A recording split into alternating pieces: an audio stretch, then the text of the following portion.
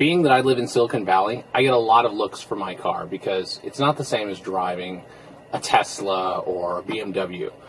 And so I've been looking for ways to really make it look good. The Rubicon interior looks great. The leather seats are gorgeous. You know, the trim's nice. But WOW Trim makes a kit to make this spectacular. I mean, it really lives up to the name WOW Trim. And basically you get all of these various pieces that are printed on a polyurethane sheet. And they overlay your dash bits. Now, the installation is actually super simple because all you're going to do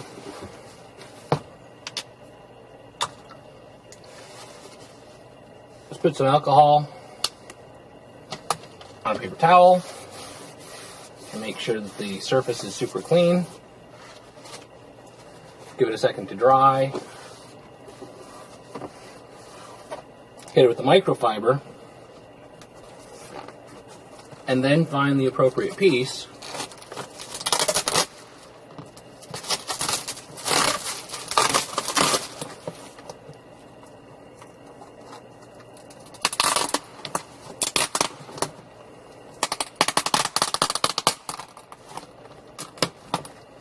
And then each piece is glued to the cardboard, but then has 3M on the back. So you make sure that it's going to align well. Basically, do you have the right piece? And double check that the way that you're going to align it lines up with the slight curve of whatever you're going to do. Once you've got that figured out, peel off the back, which may be the hardest part of this whole process. There we go.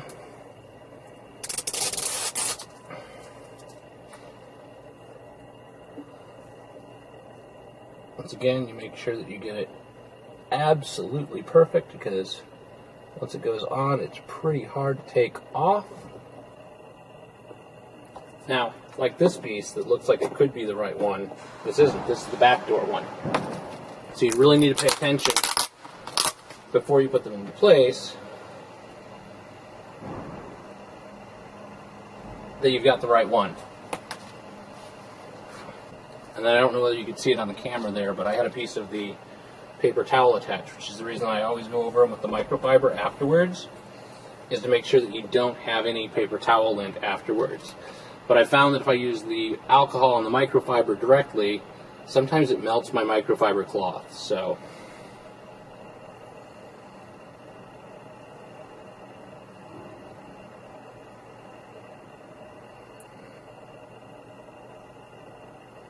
and you might consider having your girlfriend around, because I don't really have enough nail to pull the 3M backing off. There you go. Now, there aren't too many spots where I can really offer great pieces of advice for this, but the shifter is one spot that I can. So at least on the automatic. So what I've done is I've torn the 3M here so that it'll be easy to pull off. And rather than taking off the shifter, I'm just going to slide this around like so. You can see that it'll line up. And before I place it,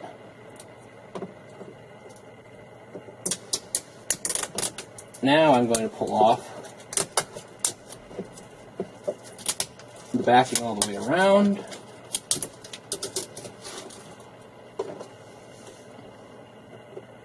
I'm going to make sure that when I place it that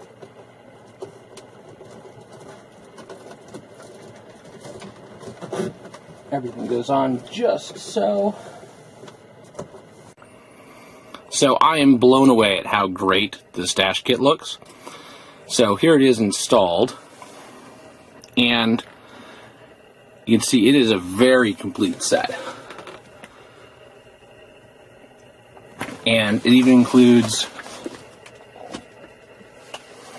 those. So if you want it to be, there we go, door handle accents for both front and back, My leg's kind of in the way, but cup holder down there. Piece over here for the console. All of the center work. So it looks really nice. Now, the couple of things to note are this piece here in the center. You probably do need to have a hairdryer or a